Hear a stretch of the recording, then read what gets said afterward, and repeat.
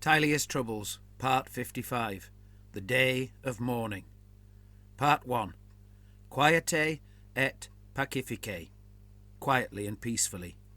Outside the Palazzo Montini, official residence of the Archlector of Moore. Early winter, 2402-3.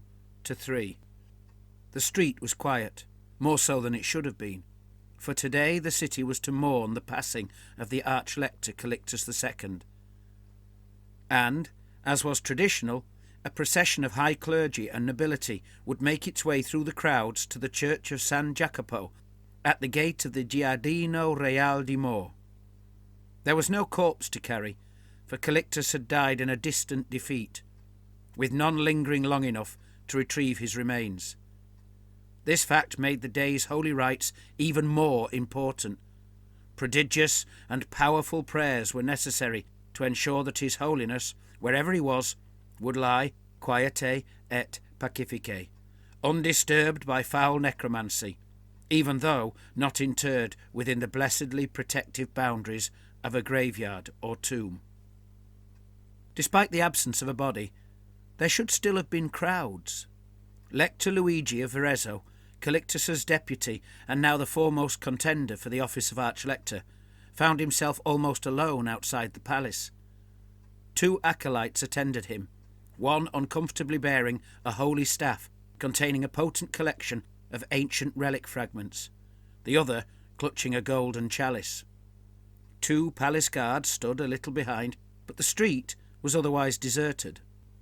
He knew that his little company would begin the journey alone, to be joined at the church of Santa Torre of the Flayed Arm by a much larger procession of Morite, Mamidian and Macopian clergy, as well as the Reman overlord Domenico Matuzzi, and a large muster of nobility clad in dark-hued mourning clothes of velvet and satin. Thus the procession proper would begin. It was the absence of any observers, apart from a few wrinkled faces peering from dark windows, which struck him as odd. So far, despite his servants fussing about the need to prepare for the holy procession, he had spent the morning distracted by a series of frantic discussions, attempting both to assess his rivals for the Archlector's seat, as well as to lay the groundwork for his own bid. The College of Lectors consisted of a somewhat disparate membership, each lector having his own unique collection of concerns, loyalties and ambitions. Some of the competition he could dismiss immediately, as for example the Trantian lector Urquhart, who was reported to have escaped from the field upon which Callictus had died.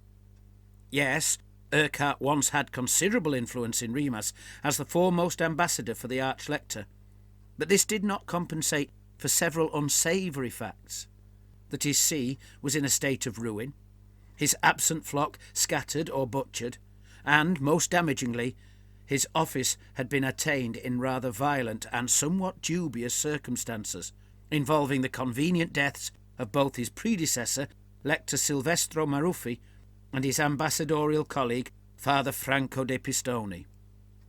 A much more challenging candidate was the Viadazan lector, Bernardo Ugolini, the highest-ranking clergyman currently serving actively in the war against the vampires. Although legally all lectors were of equal rank, some were more equal than others. Ordinarily, in more peaceful times, Lector Luigi would definitely have had the advantage, being the previous Archlector's deputy. But in this time of war, against the Church's own particular enemy, and indeed the most terrifying of foes, then a proven warrior lector might well be considered the more appropriate candidate. Luigi might have the edge if Bernardo could be painted merely as a soldier, with nothing more to offer. But everyone knew the Viadazan to be clever, resourceful and likeable. Then there was the added difficulty of the other players in the game, even those who could not themselves become Archlector. What if the Reman overlord Domenico Matuzzi, the legal ruler of the secular state, decided he had handed de facto secular power over to Callictus in person, rather than to his office, and thus whomsoever held it? If Matuzzi were publicly to declare a favoured candidate, that alone could sway the lectors' votes, for they would thus be voting for a man who would maintain the Church's doubled authority. But what if Matuzzi decided to reassert his right to rule, in light of Callictus's failure. Then the overlord might well claim that Luigi, as Callictus's deputy, was tarred with the same brush, and thus an unsuitable candidate. Lector Luigi had no idea who Captain General Scaringella, the field commander of all Reman forces, would favour. The general was currently marching with the city's garrison to rendezvous with Lector Bernardo and another Reman force, as per the deceased Archlector's orders. If Scaringella could be kept busy in the field, and thus absent from the city, then Luigi could dismiss these concerns. But if, in light of the defeat in the north, the general chose to return home, then that could upset all Luigi's plans, unbalancing all that had so far been put in place.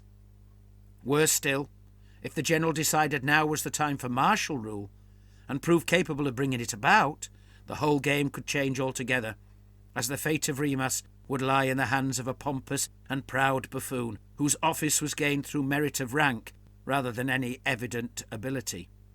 The general believed himself to be an expert manipulator and a natural strategist, and in a time of dire emergency, with the Archlector dead and the overlord dithering, he might assume he himself was the obvious answer to Remas's prayers. And these were just a few of the balls Luigi was juggling. Several times over the centuries, an almost unknown lector from a minor state had somehow attained the archlectorship. Occasionally, during times of upheaval, even lesser clergy had been thrust onto the throne, for there was no canon law prohibiting such a promotion, only usual practice. Was this current emergency one of those moments in history? The surge in cults, either new or reinvigorated, however understandable in light of the dire threat facing Tilea, was particularly worrying to Luigi. Flagellants and dedicants, sectaries and schismatics, disciplinati di Mor and the Carathians. There was barely a household in Remas unaffected by these movements. For months, Luigi had received daily reports of incidents, including unofficial processions, petty riots, and unlicensed preachers addressing large gatherings and collecting illegal offerings. Heretical pamphlets were so common as to be blowing around the streets like autumn leaves, while many among the clergy were promoting or joining the unsanctioned cults. The houses of the rich were being plundered for alms and offerings, regardless of whether the master or mistress of the house wished to make such donations.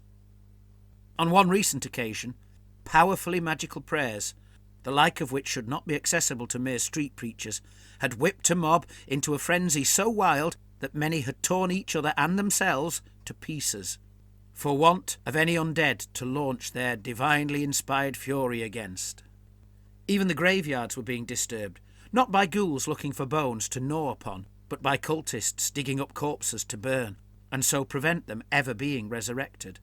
Such cremation was against all strictures of the church, which allowed only the burning of those corpses that had already been raised from the dead, and those who were stubbornly impenitent of their blasphemies and heresies, for in both cases their souls were stained for all time, and so for ever unwelcome in Mor's garden. "Ah, here, now," he said, gesturing to 3 lesser clergy who were approaching. "Look, Juanito, we shall have an explanation." "Yes, your eminence," muttered Juanito, the rotund cleric bearing the golden chalice. The new arrivals approached with their hands clasped before them, and bowed respectfully when they halted. "Well," said Lector Luigi, too impatient to wait for them to speak. "What is it? What has happened? Why are we not being watched by citizens?" The foremost of the little knot of clergy, Brother Balthazar, was wringing his hands, with beads of sweat across his brow. "Your Eminence, the people are elsewhere." "They await the full procession at the garden." "By your leave, your Eminence, they do not. They attend another gathering." Lector Luigi shook his head, as if admonishing a young child. "I have to say that is most irregular, most inappropriate, altogether unworthy." Then, as if expressing an idle afterthought, he asked, "Pray tell, Brother Balthazar, where are they?" "They are in the market field, by the Parco del Sapienza, listening to Father Aldo Caradalio preach," the brother answered. Luigi's brow furrowed. "The master of the Reman Disciplinati? What is he saying?"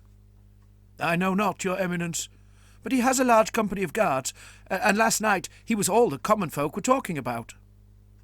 Brother Pasquale, standing a little behind Balthazar, suddenly piped up.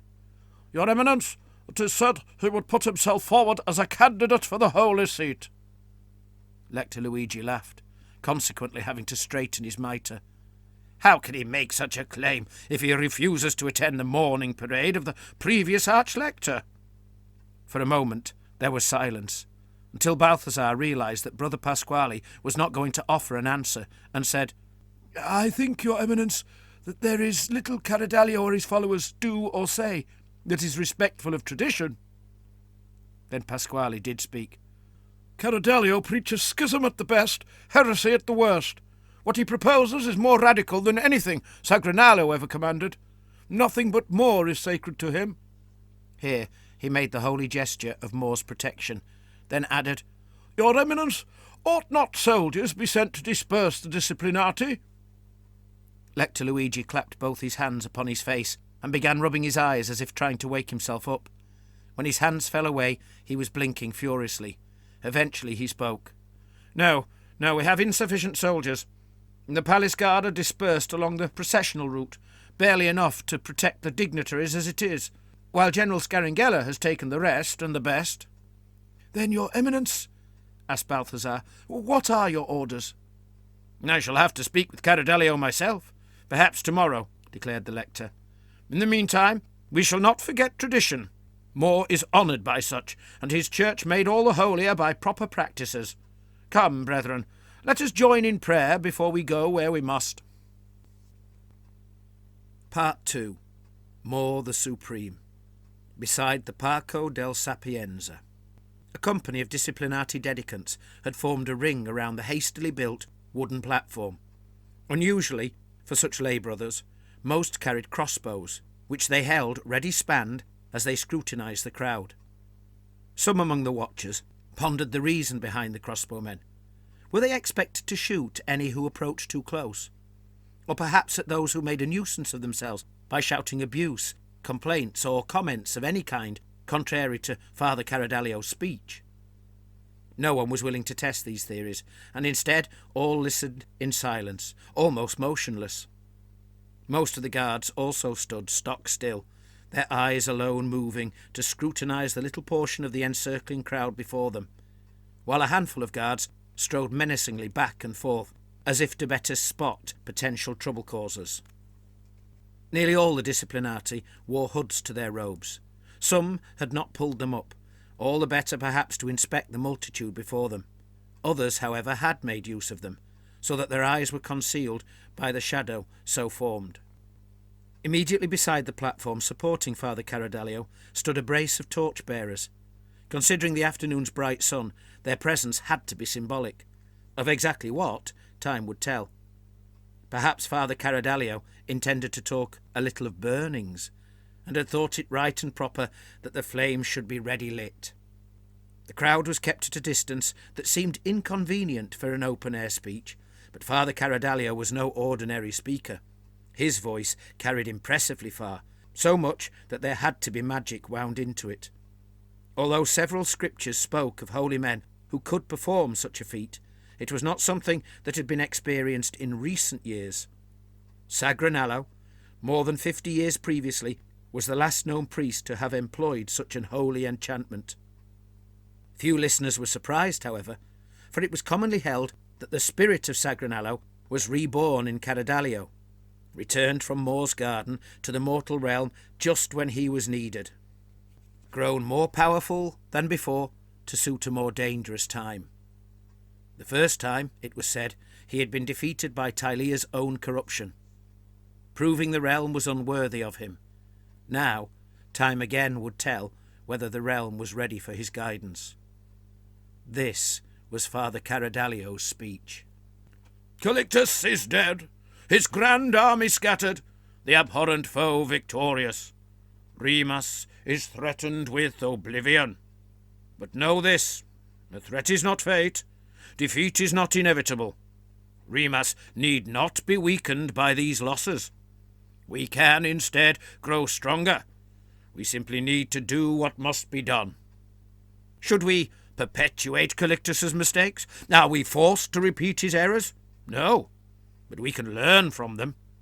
He strayed from true religion, possessing only a feeble understanding of More's glory. For he was mired in ages-old ignorance, swayed by the scholarly teachings of those who attempt to balance the powers of every lawful god. We must not wallow in such obfuscations, but lift ourselves above all that has gone before, above the murky eminence of other gods, to see More's light, bright and clear. With full faith in More, we can attain true understanding, becoming stronger than ever before. More the Supreme is our destination, our eternal end, the God of gods. He is everything and all we need for now and evermore. Through him, with him, we cannot be defeated. I need not prettify up my words for political gains, nor do I bend them to serve the plans of mortal masters. I serve only More, and so need never lie. Neither do I guess, nor gamble, nor grasp at hope. I speak only the truth, and I speak it plainly. To serve More fully, with all due reverence, our own house must be put in order. All those priests who pander to the nobility, who play at politics, have lost touch with the true faith. They know neither More nor those who dwell in his garden. Arch-lectors and lectors alike have sought worldly wealth and power, patronized artistic endeavours, and lived luxuriously. None of this satisfies More. Vampires are the dark truth of nobility, for they seek worldly power even beyond death, robed eternally in silks, wallowing in riches, and ruling their downtrodden servants with a cruelty beyond measure. They are the very epitome of greed and lust and pride. How can we expect to defeat their vile extremity of wickedness while we remain obsessed with our own wealth and power? If we fail to divest ourselves of such yearnings, and prove unwilling to discard all gaudy trappings of wealth, then we become merely pale imitations of the evil that is vampirism. We become as naughty little children, faced with wicked monsters. Our Tilean lords, in every principality, care not for the people, nor how they might best serve More, but rather seek only to squeeze gold from their realms, to conquer new territories, and to steal more from their neighbours.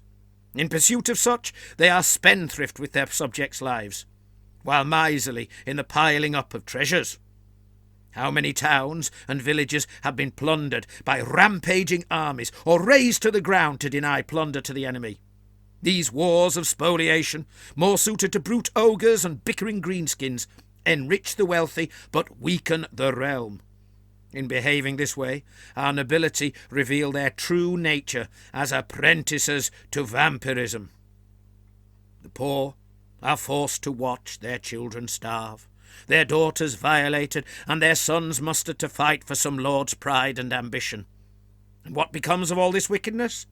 Only more wickedness, as Tilea, reeling from her wounds, is now attacked and overwhelmed by the foul undead hordes. And then all the children die. Our daughters become vampires' playthings, and every soldier is transformed into a putrid puppet manipulated by dark magics. We shall all be nothing more than shambling, mindless slaves, cursed never to dwell in peace in More's garden, but to spend eternity lost in the hell between life and death. Yet I say to you, if we are willing and able to endure all that must be done, to remain steadfast in the cause, to give ourselves wholly and humbly to More, then such horrors shall not be our fate. Until now, the holy war has been fought by the likes of Myrmidians, Sigmarites, Ulricians, dwarves and elves, even Arabians, mercenaries all, who would fight for any cause, whether good or bad, as long as pay were forthcoming. They have grown accustomed only to fighting their own kind. This time, however, the enemy is not as a mirror to them, sharing the same goals of wealth, success, power, or adventure, but rather a foe of unbounded wickedness, bereft of all compassion, contrary to all that is natural and heavenly, set directly against the laws of men and gods. And so the condottieri have failed, their lack of true faith their undoing. When faced by the living dead, all lucre loses its promising glitter. All pride pales, and all professed honour and skill is found wanting. How can such dogs of war stand firm in the face of such a foe? They cannot! Their arms and armour, their drilling and postures, their hurried prayers to Myrmidia or some desert devil, all these things are entirely insufficient for the task. This is Moor's war, our war, and it can only be fought by those truly dedicated to him, whose every thought is of him, whose every act is in his service.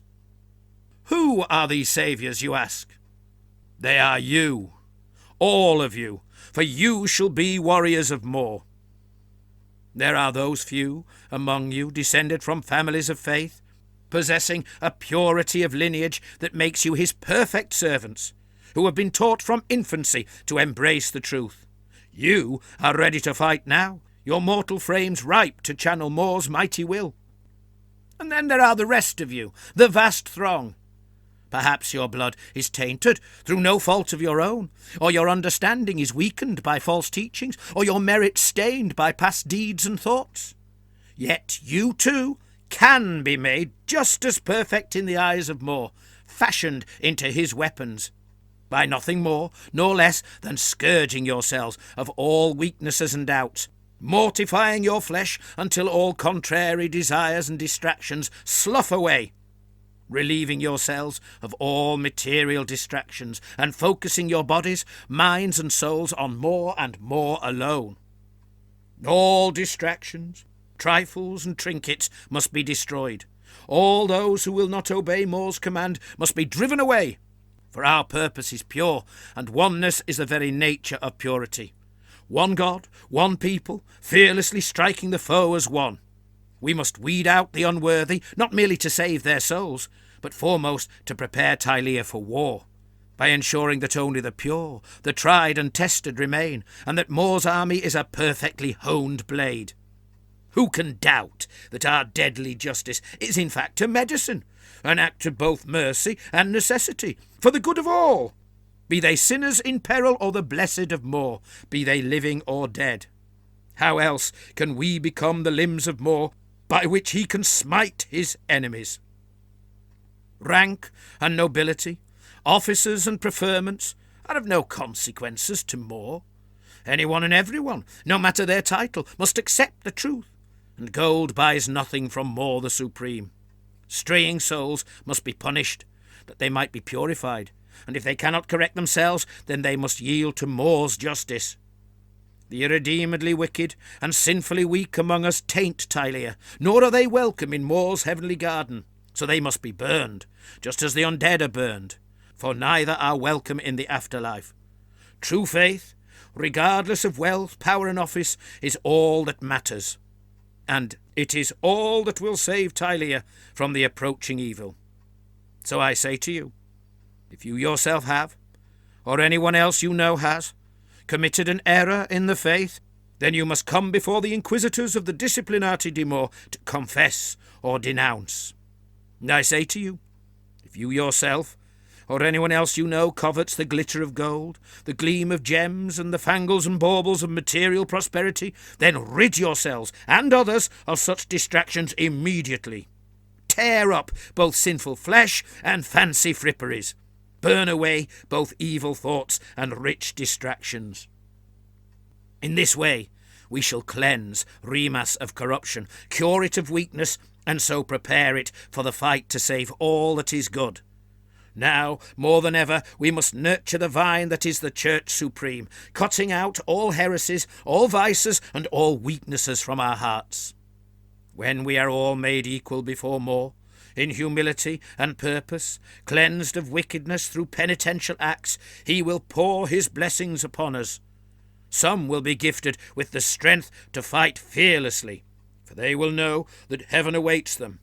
Some will become the blessed channels of Moor's unstoppable power to destroy the undead. Made strong together, our victory is inevitable, and we shall win salvation for our own souls and the souls of all those who come after. All praise and thanksgiving to Supreme Moor. Let the purification begin!